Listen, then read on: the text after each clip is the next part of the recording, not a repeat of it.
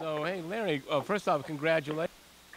Did, Yes. and you're the first player we understand from your school to get drafted in the NFL. So, first, what made you decide to go to school there?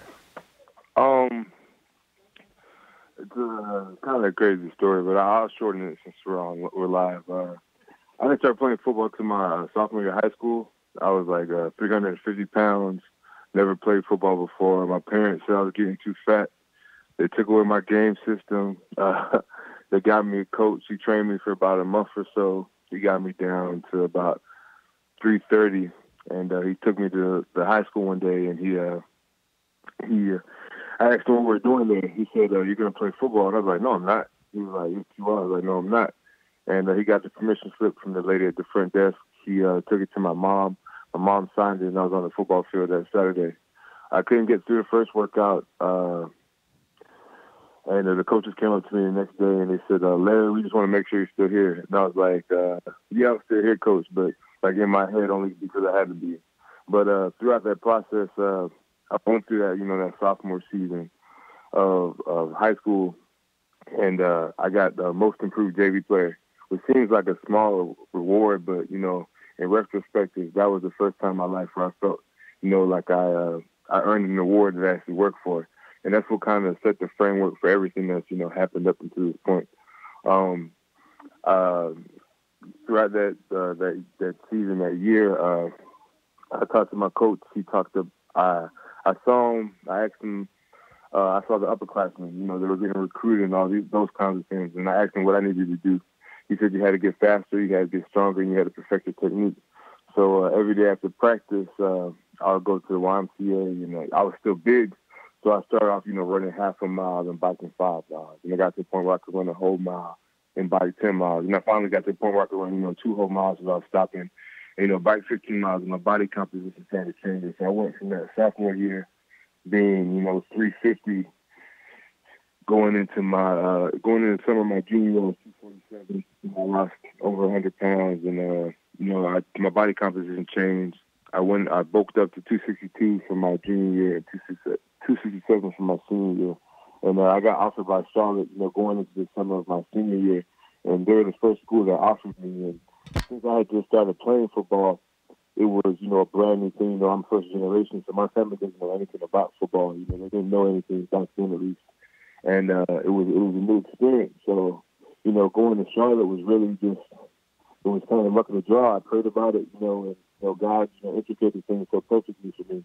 And they were my first offer. I only took one visit. I had a couple other offers, but Charlotte just had a unique situation. To be the first in so many categories is nothing but a blessing. I thank God every day for allowing me to be in that position. So when it comes to, choosing Charlotte, how I ended up there, it was God, really.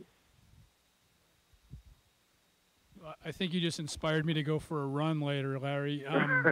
Congratulations on that, man. When did the NFL, kind of become a reality, or the potential to be drafted? When did that become a reality for you, or a possibility rather?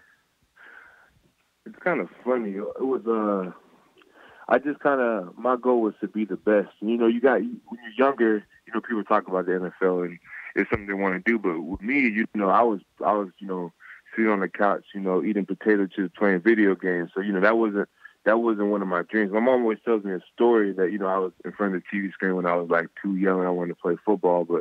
And it's crazy that now that's what I'm doing. But I don't know. It's kind of just when I got to Charlotte, I just had this chip on my shoulder that I wanted to be the best, and I wanted to prove to everybody that it's not, it's not where you go, it's what you do there. And you don't have to be a victim of your situation. You don't have to, you don't have to be put in this box that everybody says that if you go to this school, you won't be able to do these things. And I just wanted, it wasn't really about proving everybody else wrong. It was about proving myself right and just believing in myself. So when my body started transforming and I started becoming a better player and realizing that this goal is attainable, I just knew that if I was the best and if I worked at it, then the NFL would be something that would have to come, and it did. I got two questions for you. Do you still play video games at all? Every now and then, not really. And after coming through that really inspiring journey, what's it like to have been drafted to play in the NFL? It's humbling, man. I can't thank God enough. You know, when I got the call, there was just so many, you know, emotions going through my mind. Like I was almost stunned because it's almost like I've heard so many stories about you getting drafted by a team you really didn't talk to that much, and then, you know, all of a sudden, you know, I see, you know, Ohio, and I'm like, well, there's only one team in Ohio, so. And I picked up the phone, and, you know, I started talking. I was just, you know, almost at a loss for words, but, you know, it's a blessing, you know, to be the first player ever drafted from my school. It just opened so many doors for, you know, not just me, but, you know, for everybody else, you know, the people and the players who are going to Charlotte, who even not even Charlotte, but even, you know, the schools that have, you know, the small school stigma on it, that you can't go here, you can't get drafted because you weren't here. But really, it doesn't matter. You're good enough to come find you. And I feel like getting drafted is, you know, just that stake in the ground that allows people to know that you can do it if you want it bad enough. Hey, Larry, the Browns coach in the Senior Bowl, you were there.